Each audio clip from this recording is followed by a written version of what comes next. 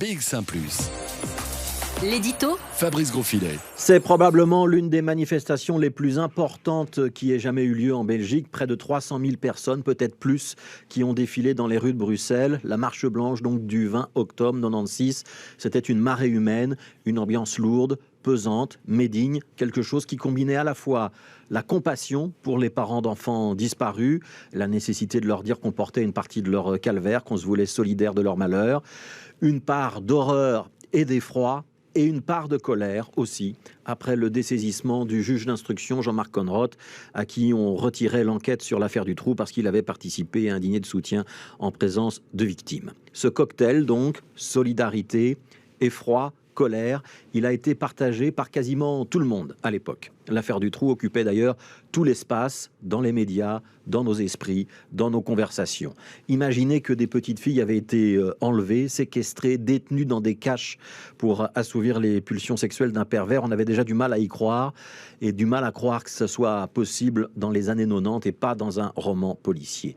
Mais découvrir en prime que des gendarmes étaient passés à quelques centimètres de ces petites filles, mais n'avaient rien vu, rien entendu, qu'ils ne partageaient pas les informations en leur possession avec leurs collègues de la police judiciaire parce qu'ils les considéraient comme concurrents, ça avait poussé la population belge au bord de la révolte. 300 000 personnes dans les rues de Bruxelles, 10 fois plus que les manifestations contre la guerre du Vietnam, plus encore que la grande manifestation de défense de l'école libre qui avait réuni 250 000 personnes en 1955. De mémoire de journaliste, il n'y a que les funérailles du roi Baudouin qui aient réuni autant de monde dans les rues de Bruxelles. Cette marche blanche, la plus grande manifestation donc depuis la Seconde Guerre mondiale, c'était une marée blanche. Et sans doute un moment où dans ces années-là, assez rares, où flamands, wallons, bruxellois partageaient la même émotion. La disparition de Julie Mélissa côté wallon, celle d'Anna Effieux côté flamand, celle de Loumna Benayssa à Bruxelles.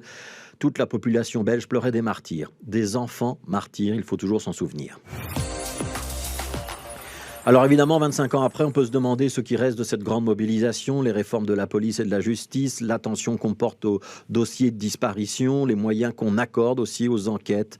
Et il n'y a rien à faire. Cette question des moyens, elle reste un enjeu politique aujourd'hui encore, puisque ces dernières années, magistrats, avocats, auxiliaires de justice n'ont pas arrêté d'attirer l'attention de l'opinion sur ces enjeux-là. La justice ne peut fonctionner que si elle est suffisamment financée. Ce message, 25 ans après, il s'est pourtant émoussé, comme s'est émoussé l'idée de placer les victimes et leurs familles au centre du processus judiciaire. De cette marche blanche, aujourd'hui, on retiendra encore qu'elle est un marqueur générationnel.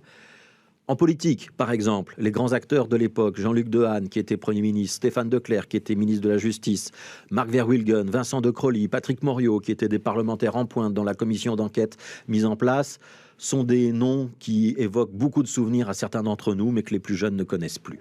Pour tous ceux qui ont plus de 40 ans, la marche blanche et l'affaire du trou, d'une manière générale, c'était un événement majeur, un traumatisme personnel, souvent, car il était très compliqué dans ces années-là de ne pas s'identifier aux familles. Et pour ceux qui ont moins de 30 ans, qui n'ont pas de souvenirs directs, c'est plus abstrait. On affronte d'autres dangers aujourd'hui, on a d'autres colères, d'autres traumatismes.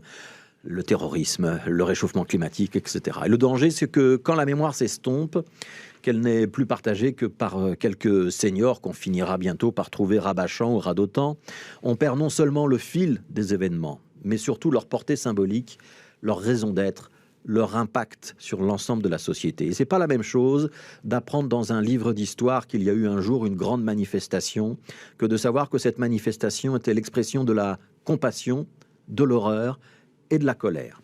Et qu'il a fallu beaucoup d'années à ma génération pour que ces trois émotions ne nous serrent plus la gorge.